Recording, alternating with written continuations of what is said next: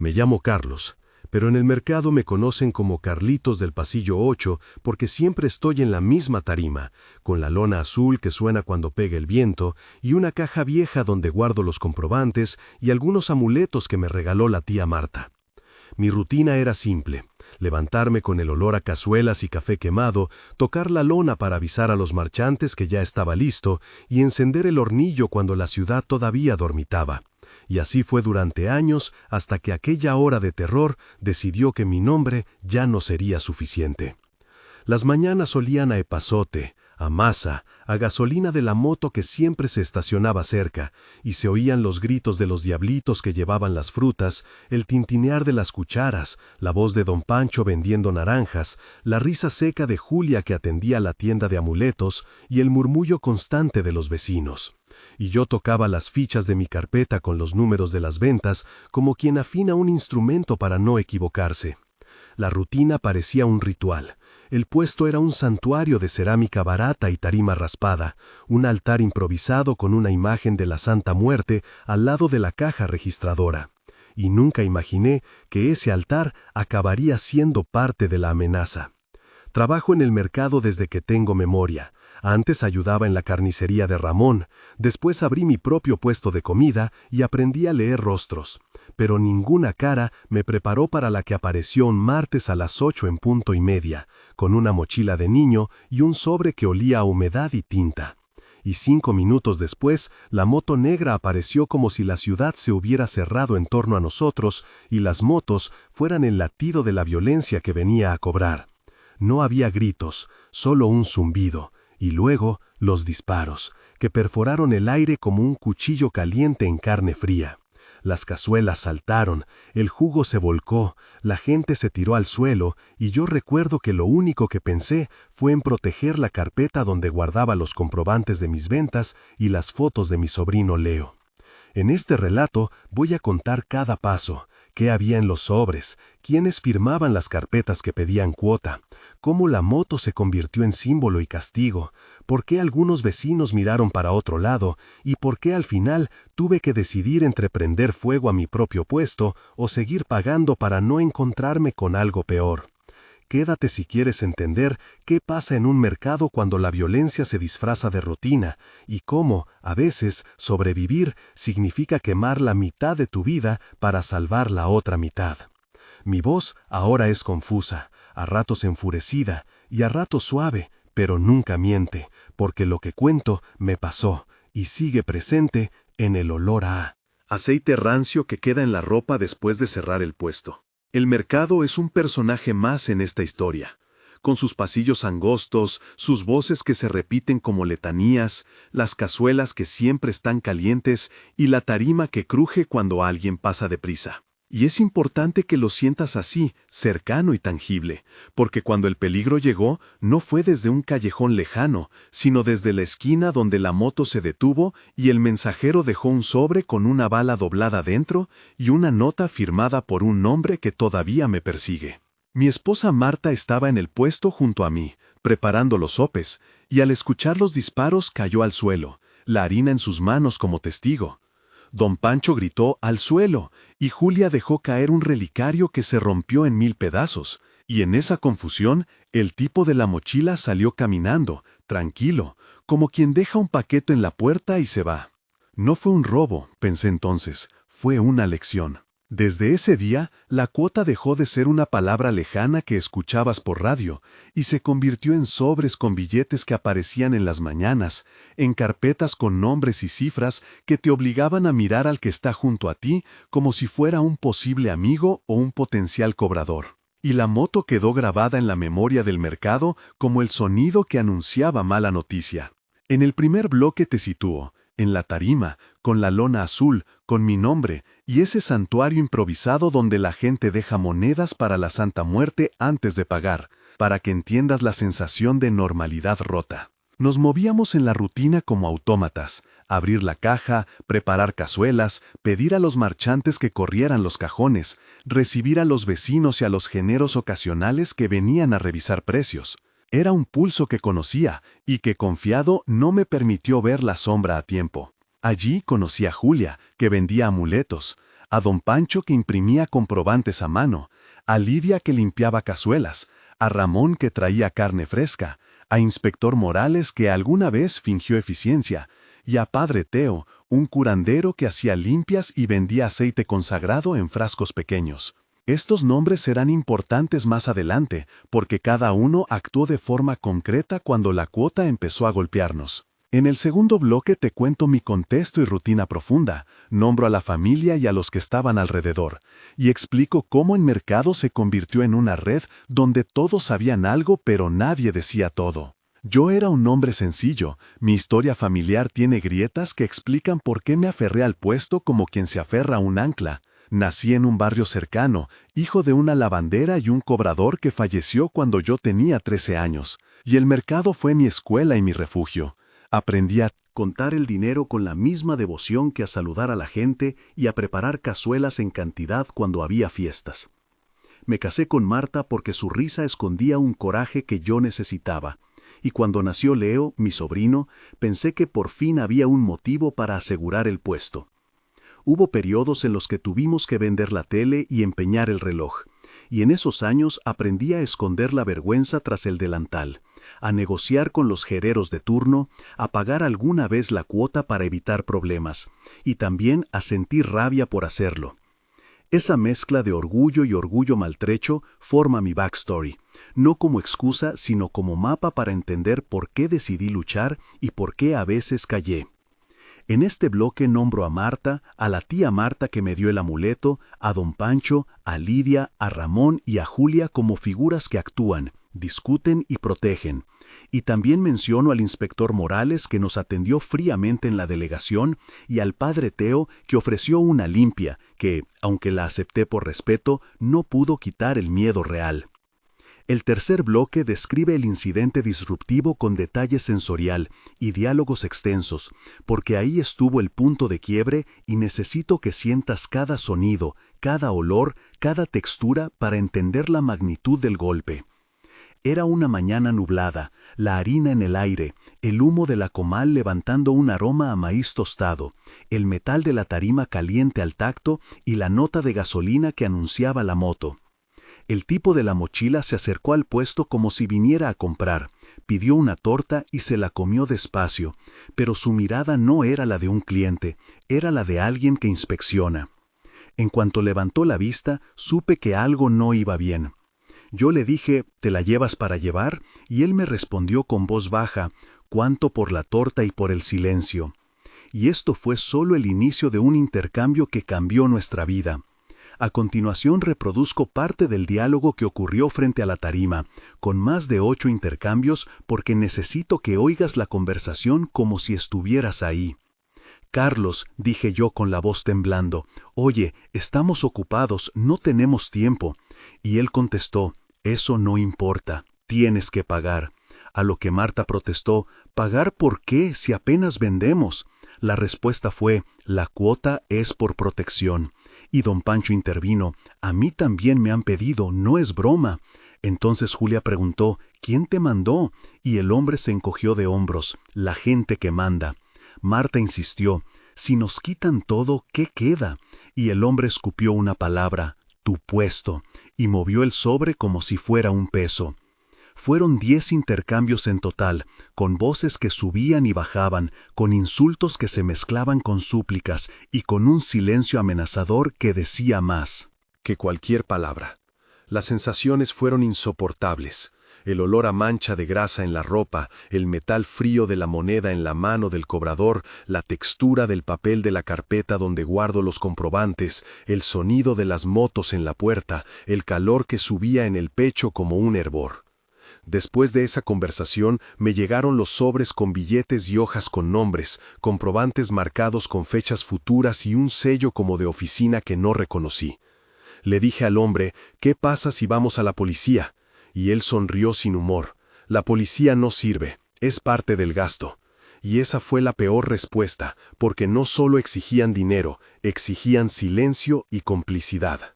En el cuarto bloque, narro la respuesta inmediata y la investigación inicial, que fue más un simulacro que una ayuda real, con diálogos con la policía y con vecinos y con la presentación de pruebas. Llamamos a la delegación, el inspector Morales vino con una libreta y prometió, vamos a investigar. Nos pidió los comprobantes y la carpeta, tomó fotos y nos dijo que era un intento de intimidación, y yo le entregué las fotos familiares que venían en la carpeta para que quedara constancia. La policía tuvo una manera burocrática de matizar la urgencia diciendo, presenten la carpeta, esto se turna al Ministerio Público. Y luego nos dejaron con un folio que parecía importante y un número de caso que nadie llamó. Los vecinos nos contaron que una moto había pasado otras veces, que había cobros parecidos en puestos cercanos, que la cuota ya no era solo un rumor. Y nosotros reunimos comprobantes, recibos y mensajes en mi celular. Hicimos una denuncia formal, dejamos la carpeta en manos del Ministerio Público y al poco tiempo el proceso se volvió lento, con peritajes de fotos y un protocolo que nos pedía tallar la escena cuando la escena era nuestras vidas. Aquí incluyo una descripción técnica del procedimiento de denuncia, breve y clara, porque es parte esencial del relato. La denuncia fue recibida, se asignó un número de carpeta, se requirió la lista de comprobantes y se programó una cita para la toma de declaración. Los agentes hicieron cadena de custodia fotográfica de la tarima, resguardaron los sobres como evidencia y se realizó un croquis del puesto. Esa parte fue técnica y fría, con términos que usaba el inspector Morales para tranquilizarnos, pero que no curaban el miedo. En el mismo bloque hay diálogos directos con vecinos que aportaron testimonio, con Lidia que describió la secuencia de la moto y con Julia que entregó el relicario roto como prueba, en intercambios de más de 6 turnos que reconstruyen la escena y muestran la ambivalencia de la autoridad. El quinto bloque es mi backstory expandido, en el que explico de dónde vengo emocionalmente y por qué tomé ciertas decisiones, y aquí cumplo con el requisito de ofrecer 800 a 1000 caracteres de historia íntima que conecta con la acción. Crecí con la sensación de que el trabajo era la única forma de dignidad que me quedaba. Mi padre me enseñó a negociar y a no dejarme humillar, y mi madre a coser los remiendos del orgullo cada vez que la vida nos daba un golpe. Abrir el puesto fue un acto de esperanza después de años de precariedad. Aprendí a hacer caldos y a vender con una sonrisa, a preparar cazuelas para fiestas patronales y a conocer los gustos de cada barrio. Esa historia me hizo prudente y a la vez temerario, porque hay momentos en que uno decide plantar cara para proteger lo poco que tiene y otros en que opta por callar para sobrevivir un día más. Aquí nombro otra vez a Marta, a Lidia, a don Pancho y a Ramón como referencias constantes, porque sus acciones son el marco de mi vida y sus decisiones me obligaron a pensar en medidas concretas. El sexto bloque muestra la escalada y la presión psicológica con amenazas recurrentes, sobres que aparecían bajo la tarima, la moto que pasaba a horas distintas y 2 momentos de tensión al menos que marcaron la caída emocional de muchos en el mercado. La primera amenaza fue una caja con juguetes extraños que dejó un gerente no identificado en la puerta de Julia, con símbolos tallados y piezas rotas, y la segunda fue una carpeta con fotos de mi familia y la fecha de la escuela de mi sobrino, ambas cosas funcionando como palancas para torcer la voluntad. En esta parte repito los sentidos, el tacto de la tapa de la caja, el olor a humedad del cartón, la vista de la foto de Leo con su mochila, el sonido lejano de las motos y el gusto metálico del miedo en la garganta. Aquí incluyo 2 momentos de tensión descritos en 500 a 600 caracteres cada uno, porque necesito que sientas la presión. Momento de tensión 1, describía la carpeta con fotos que apareció pegada a mi puerta con una nota, «Pagas o lo pierdes». Y yo la abrí con las manos temblando, las fotos olían a tinta y a miedo, y la frase me atravesó como un puñal. Momento de tensión 2 ocurrió cuando encontré en la tarima un sobre con una bala dentro y una resma de comprobantes con marcas de sangre seca, y entendí que la amenaza ya no era solo económica sino física. No pude dormir en 3 noches seguidas. En el séptimo bloque relato el contraataque y el plan que diseñé con aviados concretos para enfrentar la cuota, incluyendo diálogos extensos de confrontación donde presento 8 a 10 intercambios con quienes me apoyaron y quienes dudaron. Hablé con la tía Marta que me entregó un recado de un curandero, hablé con inspector Morales para pedir protección y me encontré con su indiferencia. Conversé con Julia para organizar una vigilancia vecinal y con don Pancho para hacer conteos de las motos que pasaban. Planificamos poner cámaras caseras, pegar carteles con números de placas sospechosas y organizar turnos de marchantes para que varias personas no estuvieran solas en la tarima. En la discusión larga con el representante de los cobradores falsos, se dieron intercambios tensos. «No vamos a pagar», dije yo. «No tienes idea de con quién te metes», replicó él. «¿Y si vamos a la delegación todos juntos?», propuso Julia. «La delegación no hará nada», respondió el cobrador. «Entonces vamos a hacerlo nosotros», añadí. «Ojo, eso puede quemar al mercado entero», dijo don Pancho. «Prefiero quemarlo yo a que me maten a mí o a mi familia», respondí. Y así hasta 10 intervenciones, donde cada uno puso su miedo y su coraje sobre la mesa. El plan fue ejecutado en días sucesivos. Colocamos cámaras improvisadas, cambiamos horarios, y uno de los aliados, Ramón, se ofreció a hacer el traslado de los sobres cuando aparecieran, para interceptarlos. Aquí incluyo una breve descripción técnica de la instalación de las cámaras y registros, que fue simple. Se usaron teléfonos viejos como cámaras, se ocultaron en la estructura de la tarima, se colocaron cargadores camuflados en cajas de cereal, se sincronizaron los horarios y se guardaron las grabaciones en una carpeta cifrada que entregamos a un tercero de confianza. Estas medidas nos dieron pruebas primeras que pensamos llevarían a una detención, pero la vida real raramente coopera con los planes. El octavo bloque muestra el desenlace inmediato de la confrontación y las consecuencias próximas. Algunas decisiones salvaron vidas y otras destruyeron esperanzas. Cuando confrontamos al cobrador con pruebas grabadas, la moto pasó por la puerta, y esta vez hubo más gente en la tarima. La policía llegó tarde, el cobrador se marchó y dejó un sobre con billetes que olía a humo. Quemamos parte del puesto como señal de desafío y como forma de borrar marcas que podían servir de guía para ellos. Perdí utensilios, perdí un lote entero de cazuelas y perdí la tranquilidad. Hubo pérdidas materiales, sí, pero también una sensación de haber ganado algo intangible, una dignidad rota que intentamos recomponer. En ese momento sentí una mezcla rara, alivio por no haber cedido completamente y amargura por lo que tuvimos que sacrificar. Algunos marchantes volvieron a sus puestos, otros prefirieron cerrar. Hubo lágrimas, abrazos de vecinos y alguna canción triste de un vendedor de tamales. El mercado quedó distinto. La lona que antes era azul ahora tenía quemaduras y ceniza pegada, y la moto siguió pasando de vez en cuando como si nada hubiera cambiado. Antes del epílogo, a un tercio del relato, necesito pedirte que participes porque tu experiencia puede ayudar a otros. Si este nudo que sientes en la garganta es real como lo fue para mí al contar esto, no estás solo, y tu testimonio importa. ¿Has vivido algo parecido en tu barrio o en tu mercado? Comienza tu comentario con «aquí en mi barrio» para que sea más fácil encontrar historias similares. Compartir tu experiencia ayuda a que reconozcamos patrones y a que otros se preparen, y también puede inspirar una investigación que visibilice prácticas que se normalizan. Gracias por leer hasta aquí, y por confiar en que un relato puede convertirse en apoyo para alguien más. Ahora vuelvo a la narración, porque lo que sigue es la parte que más duele. El noveno bloque es el epílogo en 3 momentos temporales, mostrando cómo evolucionaron las cosas a 1, 3 y 6 meses, con detalles concretos. A un mes, la vida en el mercado intentó recuperar un latido normal. El olor a cazuelas regresó, aunque más apagado.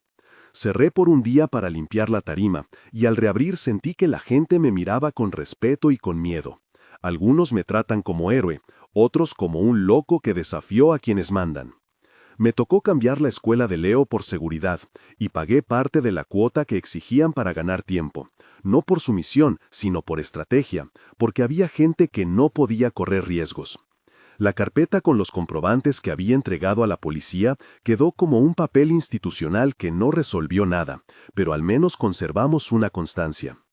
A los vecinos les ofrecí una junta mensual para vigilar y compartir información, y aunque al principio solo asistieron 5 personas, la idea germinó. A los 3 meses, la presión cambió de forma. Algunos actores nuevos aparecieron, otros se fueron, y la magia del mercado empezó a regresar en fragmentos. Las risas volvieron en horas intermitentes. La tía Marta volvió a traer panes en la mañana para dar ánimo, pero la moto seguía pasando, aunque menos amenazante. Y los sobres ahora venían con nombres de responsables y con comprobantes falsos intentando confundirnos. Hicimos una red con otros puestos, con comerciantes de flores, con vendedores de veladoras y con el kiosquero del fondo, y compartimos información de placas y horarios. Logramos que varios cobradores dejaran de pasar por nuestro pasillo, pero otros buscaron rutas distintas.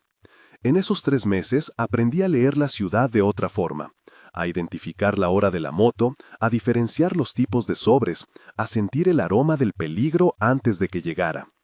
A los 6 meses las cosas eran distintas pero no perfectas. Vendimos parte de lo que era imprescindible para pagar deudas y cerramos el puesto por unos días para renovar la lona y la tarima, y al volver encontramos nuevas costumbres. Algunos mercados vecinos organizaron guardias, se crearon grupos de WhatsApp para compartir placas y fotos, y el inspector Morales estuvo presente en una reunión pública, aunque con reservas. La comunidad había cambiado porque el miedo colectivo nos obligó a ser parte de la solución. Había menos sonrisas ingenuas y más precaución, pero también una solidaridad antes inexistente.